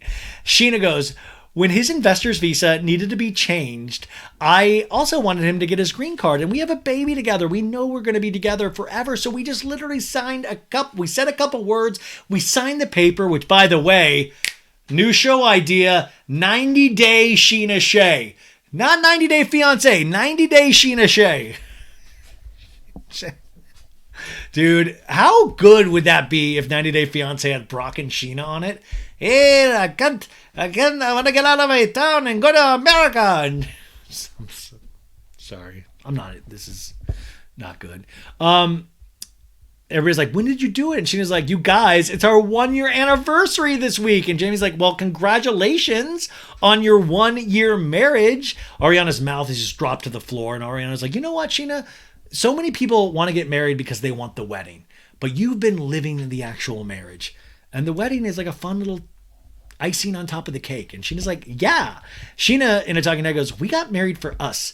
We did this because we want a life together. We have a baby together. And it didn't matter that it was done in front of 100 people or 4 people.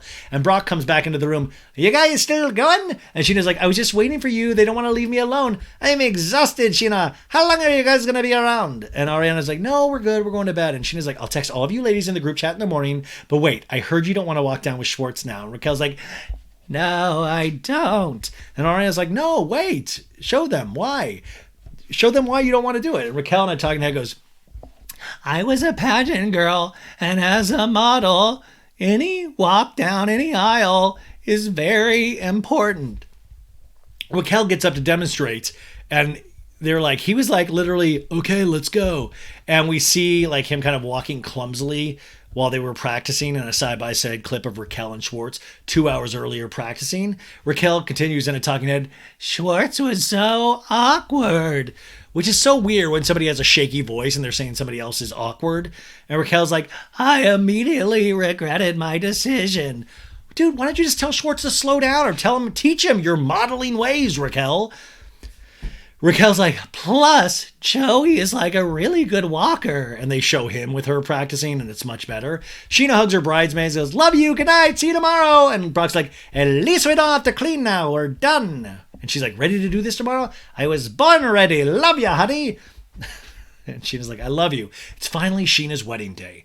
Preparations are being made around the resort. The girls are all together getting glammed. And Ariana's like, are we doing pictures yet? And Scheana's like, no, you guys are not. In another room, Brock is with all the boys. And he's like, all right, boys, your shoes and your belt buckles are right over there on the bed, and your pants. Pick your sizes and try them on. Somebody's braiding Brock's hair for the wedding, and we're bouncing around scenes. Scheana's filming for her vlog. Scheana's like, anyone want a drink? Champagne glasses have been prepared with strawberries, blueberries, and lemon twists, and everybody's drinking, having a good old time, and it's just really, it seems like a fun thing. And Scheana in a talking head goes, it's crazy to think back to the morning and days leading up to my first wedding because I just had this massive pit in my stomach. Which, by the way, iconic first wedding. What a great bunch of episodes surrounding that, her marriage to Mike Shay. Honestly, it's legendary. Remember, she yelled at the wedding planner because she was like, and then remember the next day they all had to clean up for her, had to wake everybody up. It just was awesome. Like it was so related. Remember DJ James Kennedy and Doute smacking the shit out of DJ. Oh, Kristen, you gonna fuck that guy? Remember, dude, DJ James Kennedy, we've got to do a super cut of all of the insanity DJ James Kennedy has been a part of. Like, Kristen Doute, like, fucked him up. Like, it was wild. Which, by the way, Kristen Doute, I asked people what they thought of the new Courtney and Travis Barker special on Hulu, and Doute DM'd me that she cried during it. And I was like, oh, we watched it very differently. I thought, well, I'll talk more about it on Monday, but I was like, I didn't cry. But by the way, it looks like Courtney and Travis obviously very much in love. I just didn't feel a lot watching it because I'm dead inside. So Scheana was like, you know, they flash back to the Bridezilla moment in 2014 where Scheana's like, answer the fucking phone. And then Scheana going, why isn't anyone here to help me? And then Scheana going, tell them to hurry. Scheana continues in a talking head. I just thought that's normal. Everyone gets a little cold feet or nerves before they make a lifelong commitment. But now I just know this is what it's supposed to feel like. And I mean, I just feel so lucky that I get to be this happy. Yeah, I mean, I think everybody deserves a second chance. Scheana does seem happy. Like, I know, like, I don't know. Like, I keep going back and forth about, like, these rough patches we go through in our lives. And a lot of us are lucky enough to not go through them on TV. And a lot of us are lucky enough to have those rough patches earlier in our lives, even though we'll have struggles our entire lives. But that's why I think it's so shocking that Sandoval is doing this in his 40s. And it just shows we can make a mess of our lives at any age, any decade. But hopefully Brock has put his troubled past behind him. Scheana is, had her first marriage, didn't turn out exactly the way she wanted, and hopefully they can be happy together. I mean, really, hopefully they can. They've got a beautiful daughter. That daughter is cute as a button. Why do they say cute as a button? Buttons aren't even fucking cute. Some buttons are so stupid. But she's a really, really cute little girl. Like, they're really lucky all the way around. So we float around seeing all the guests at the wedding, getting ready for the wedding. Brock with his groomsmen, they're all pouring a shot in their shoe and drinking it. Hey, we're doing their little shot in their shoe and drinking it. Scheana's getting squeezed into her wedding dress. Scheana in Talking Head says, back in 2014, I got so much shit for my crop top dress. I wear crop tops all the time. That's my thing. So why not make a wedding dress crop top? Scheana continues in the current Talking Head. Well, I decided to go a little more elegant. It's sexy, a little see-through. I love my dress. She looks beautiful. She does. Guests are arriving to the seated area for the wedding. We see Peter Madrigal. Peter, I'm the Sir General Manager Peter. I'm trying to get lucky in Cancun. I'm wearing the same outfit I wear at Sir. Come take a picture and I'll smile for you. Lala goes, I saved you guys these seats. You look handsome. And you guys color coordinated to James and Allie. And James like, thanks, Lala. In Katie and Kristina's room, the girls are on their bed lounging in their bathrobes. And Katie's like, they're all going to be sweating their nuts off. And Kristina's like, I think it's hilarious. Our balcony literally overlooks it. Katie goes, every balcony overlooks it. Scheana is lined up and ready to begin, surveys the resort area. And she's like, look at everybody watching. By the way, it is funny because you'll look in the background sometimes and you'll see these people in like just swimsuits. Like this lady was like, hey, what's going on over here? It's just like... It's people stumbling out of the pool. Hey, what's going on at their wedding? It's really funny. And Scheana is just very happy. Kristina back in the hotel room goes, if Scheana was smart, she'd have a very good seating chart put together. Poor Allie is going to keep getting sat next to Raquel, though. And Katie goes, the wedding party usually sits together, so Raquel and Schwartz will be sat right next to each other, the two new lovebirds. I love that in the end, Katie didn't need to worry about anything, but there was something so much darker actually going on. But Katie was just feeling this, like, just fuck me. Soft music is being played. We see Brock embracing the clergyman. Scheana's making her way to her start point. The groomsmen and the bridesmaids are lining up, which, by the way, I want to remind people that Scheana took Raquel out of her official wedding photos and photoshopped Lala into her actual wedding photos. And Lala is serving, you guys. But what a Scheana thing to do. I mean, amazing. But also at the same time, it really would kind of ruin their wedding photos because this has been so dark for that friend group. And you would always have that thing. Like, I know it's crazy and it's very Scheana, but I think it really was the smart thing to do because you would always have that and you would think about Raquel and Sandoval rather than the actual wedding. So Kristina's like, do you want me to go out here and scoop it out a little bit? And Katie's like, if you want to. Kristina says, I mean, I'm kind of just curious on my own because I just want to see where she walks out and stuff. I'll look really quick. And Katie's like, okay. I want to remind you guys, the camera guy is in the room, so this is a planned shot. They're like, okay, send somebody up to get Katie and Kristina's reaction shot. So this isn't Katie groans and gets up and like, oh, okay, I'll look. And she's like, what if they can see us? And Kristina's like, are you watching this? And Katie's like, is that them? Is that them walking right there? And Kristina's like, yeah, it is. Come. And Katie's like, well, that doesn't look like Schwartz. He's not walking like Schwartz would. That doesn't look like him with Raquel. The expressions Raquel's giving to the seated guests as she's walking up the aisle, you think she was like receiving an Oscar or something. It's like, yeah. Now both girls are standing on the edge of the balcony in their white robes looking down at the wedding. And Kristina's like, that's her, right? And Katie's like, unless Schwartz got a haircut. We see a little summer moon in her darling dress coming up the aisle, throwing rose petals from a basket onto the ground. And Brock whistles like, Summer, get over here. And finally it's time for Scheana to walk the aisle. And all the guests rise, and a song plays, and it's like, I can see you there in the bright green, streaming Sunday prayer through summer leaves, and the song she sings. I don't even know how they pick music on this show. They show an aerial view of Scheana and her father walking across a very long aisle over the widest part of a pool. And there's nothing else in the shot. It's just them, and it's beautiful. Kristina goes, and this is, I love that this was in there. Kelly goes, it's so beautiful. And Katie goes, I know, it makes me want to cry. And I love that. I love that even in all of this bad feelings and stuff like that, they still said something nice. I like that, and I like that's in there because you know that touched Scheana. You know it did. The wedding guests cheer as Scheana walks up to the altar. It's very windy, and it's blowing Sheena's extremely long veil up in the air across her face. Her sister Courtney's trying to tame it. They decide to remove it, which is big for Scheana. She's like, it's okay, it's okay. And Rox's like, let's move it, honey, which is huge for Scheana to give something like the veil up.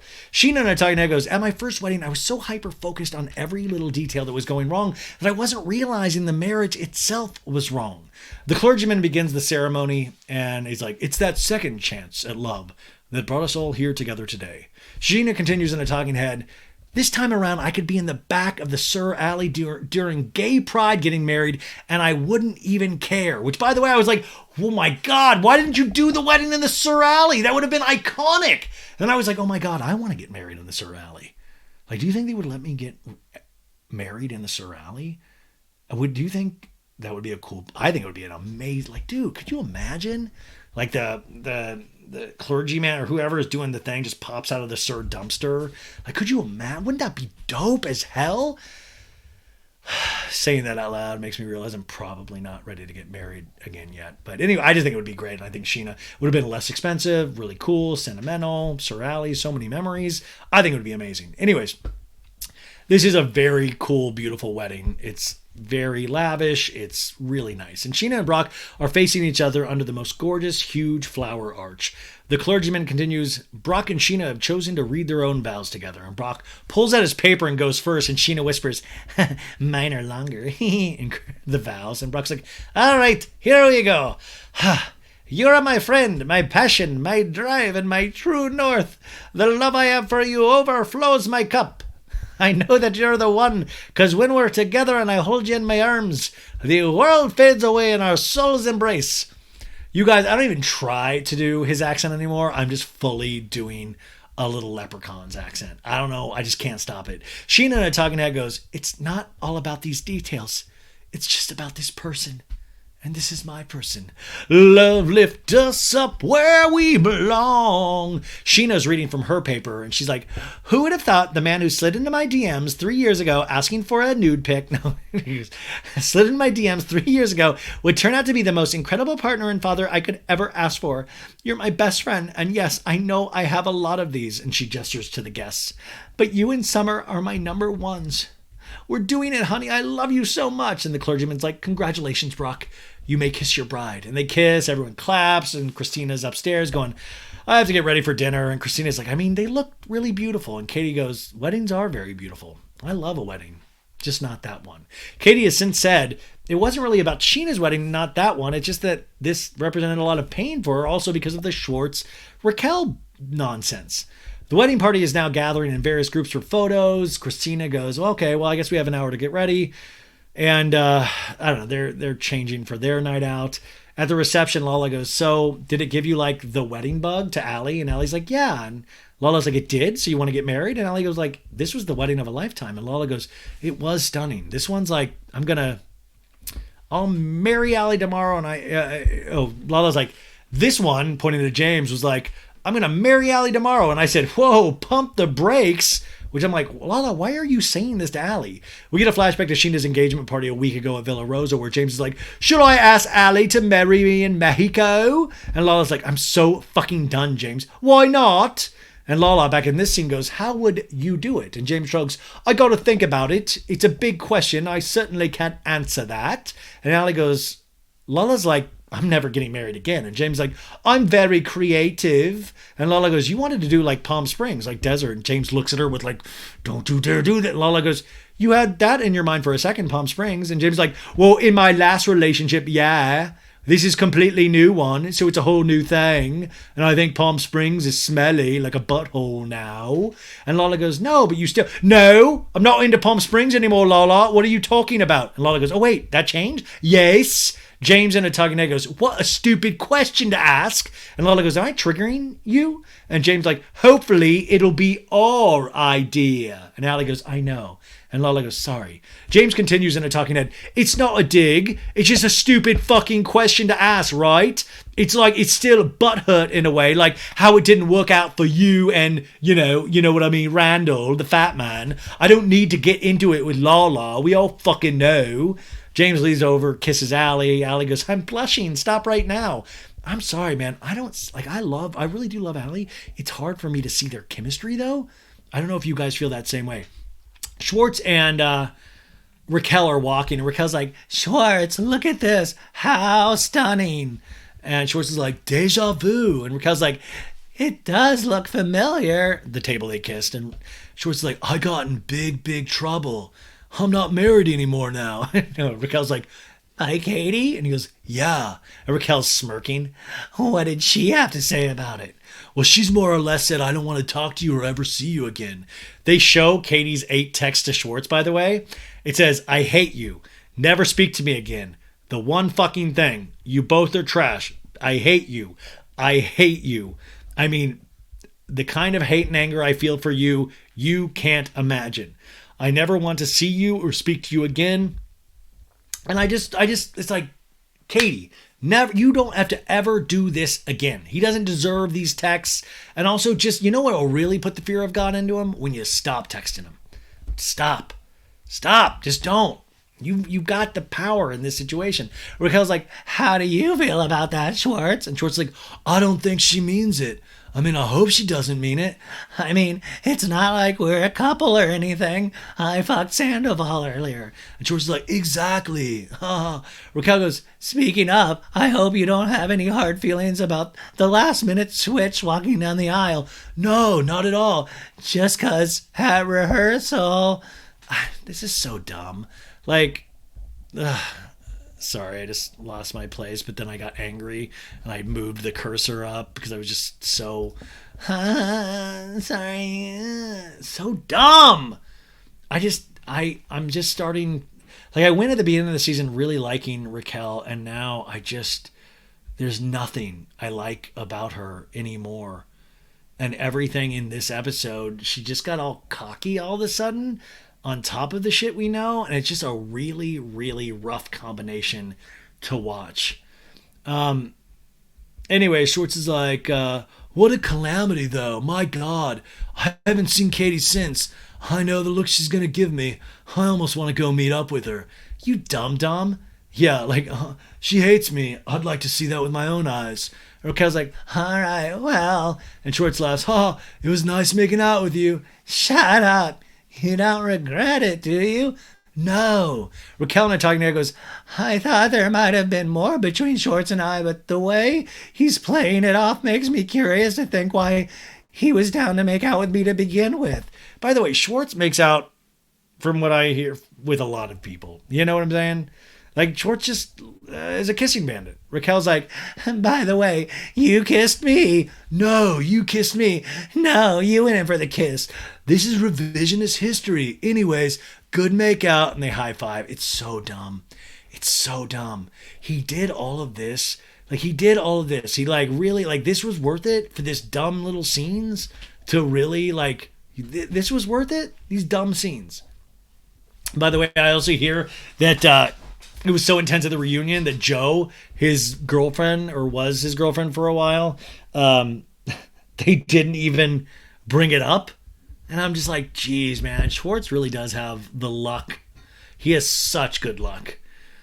Anyways, the DJ announces the bridal party. The party begins. Everybody, Mr. and Mrs. Davies. The bridal table is gorgeous with a flower arch and hundreds of string and lights lighting in next to clear glass lit up dance floor. It's very pretty. Brock and Scheana do the first dance to Only Love Can Light It Up by Red Means Run, featuring Katrina Stone. And they're doing this dance, and he tears off her dress, so it's like this little woo, and he picks her up like the Dirty Dancing, like, I had the time, which is, by the way, how they met at a music festival was like she ran, and he picked her up like that at this moment. So Brock, Scheana goes, everyone I want is here witnessing this moment with us, and it could not be more perfect.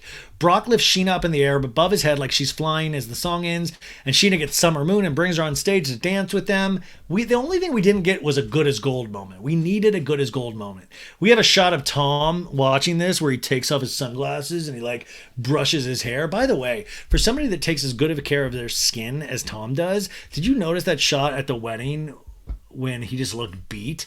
It was like, I was like, dude, your skin is going through something, man. Also, that was the scene also where they had Raquel next to Ariana, and it's just like, I was like, this is so disgusting, dude. So gross. Scheana's like, I don't even know what words to use to describe this feeling right now. Like, elated, just so fucking happy, gassy, who knows? We skip over to the restaurant where Katie and Kristina are, and they're talking about, are you sad? And Kristina's like, well, I'm going to miss waking up and like eating with you and having coffee. But like I do that back at home. All of a sudden, Schwartz pops up, you guys, at the restaurant. He's like, hi, guys. And he's like, ha, ha, ha. And Katie rolls her eyes. And Schwartz is like, I just thought I'd come say hi for a second. And Kristina's like, how did you know where we were? I was creeping around a little bit. I just took a little break. I didn't mean to interrupt. Wow, this looks delicious. And he snatches a piece of sushi and throws it in his mouth. And Katie is like giving him Katie's like literally fire starting him with her mind right then. And Schwartz is like, what? And Katie's like, aren't you like at a wedding? Yeah, I'm going to go back in a sec. Just wanted to say hi. I don't want there to be any weird tension in the air. And Katie's like, I think we're way past that. How far past? Point of no return. We're divorced for almost like 7 months. What does that matter if I made out with? You know that it matters, Schwartz. You know, and Kristina's like, sorry, Kristina goes, you know that it matters. And Katie's like, you know that it matters because we had this conversation. You also told me for months that you would never ever do that, and then you did it the most humiliating public way towards me. I'm done with your disrespecting me. And Schwartz is like, I didn't realize that everyone would watch it. Wait, are you telling me we're on a fucking show right now? Is this Vanderpump Rules? I love that show. Oh my God. Wait, was that me in the show? No. Oh, Katie, I'm so sorry. It's just really humiliating. And Kristina's like, how did you not realize that everyone was watching? You were around all your friends. Like, what do you mean? You were at a big party. I had a moment. And Katie's like, what do you mean? What moment? A moment. What does Schwartz mean? Like a senior moment? And Katie's like, I hope it was worth it. I hope it was worth it because we're done. We're done. No friendship.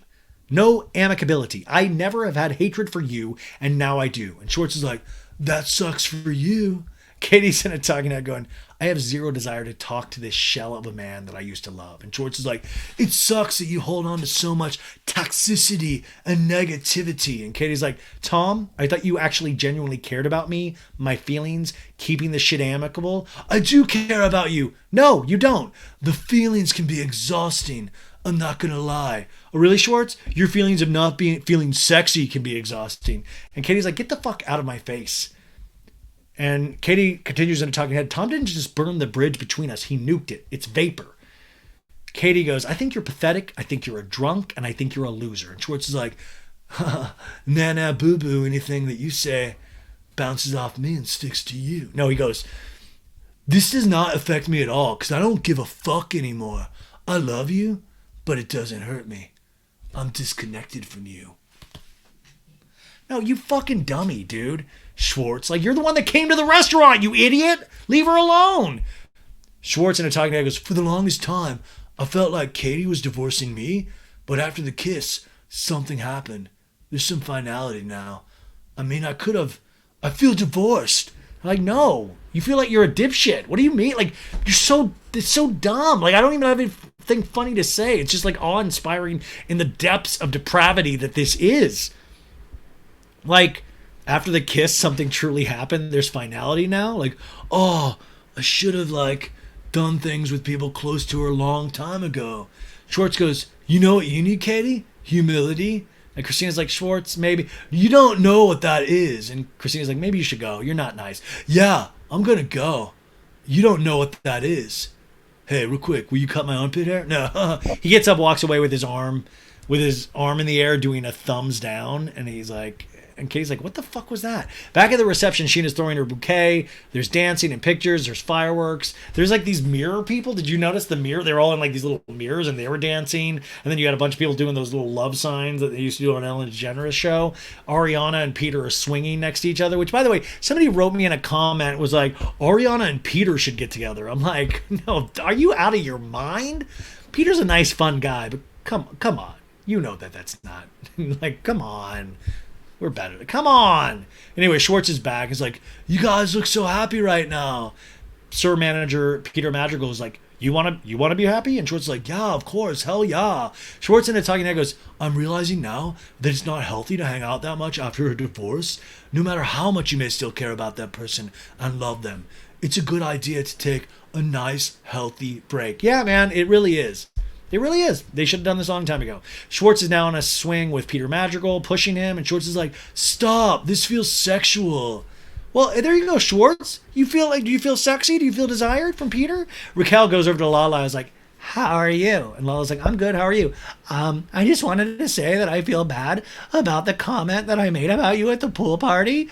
And this is the pool party where Raquel's like, you literally like give off Mistress Bimbo vibes and I cannot. And Lala's like, yeah, I'm so confused. I thought we had like a real fun trip in Vegas. I thought we had a beautiful moment in the car when you were bawling. So I'm not sure where the disconnect was. And Raquel's like, I'm confused about why you guys were honing in on me so much. And Lala's like, I'm going to be honest with you, Raquel. I don't think you remember Vegas very well. No one was judging you. They immediately cut to a scene where they definitely are judging Raquel and multiple times.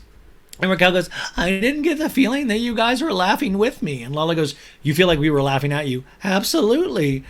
You were all over the place, Raquel. I know. I was a little bit of a drunk mess. And by the way, totally fucking fine, Raquel. We're in Vegas. Well, my friends wouldn't judge me for that. No one was judging you, Raquel.